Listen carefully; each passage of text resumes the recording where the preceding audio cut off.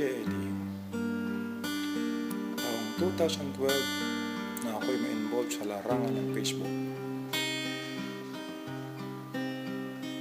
Marami akong natuklasan, mga bagay na di ka nais-nais.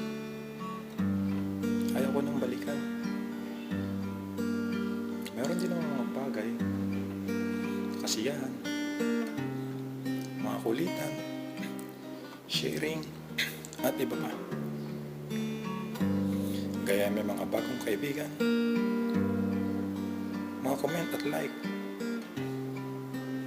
Ang masaya, may hugs, may kisses, muwa-muwa, ganun. Subalit sa loob ng 2 taon, ako'y nalulong sa bisyo. Ako'y nalugmok at na-addict sa tinatawag na Candy Crush. Dahil doon, hindi ko na malayan. May nakalimutan pala akong isang mahalagang tao sa buhay.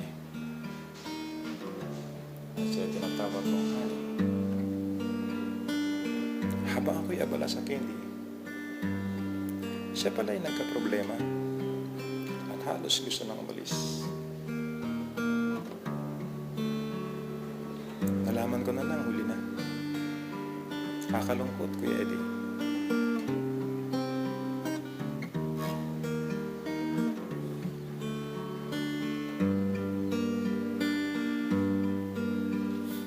Never knew that it would go so far when you left me on that boulevard. Come again, you would release that pain, so we could be lovers again. Binalikan ko siya at sinuyo. Sa tulong na rin ng isa nagmamalasakit na kaibigan,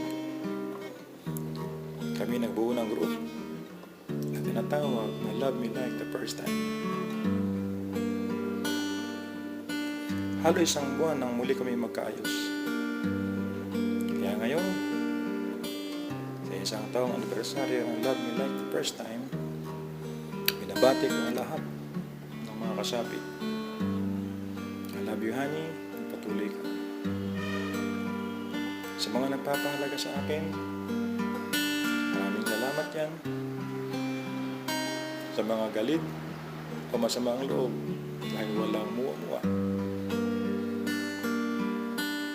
sumalangit nawa ang kanilang Facebook. Happy anniversary. Love me like the first time.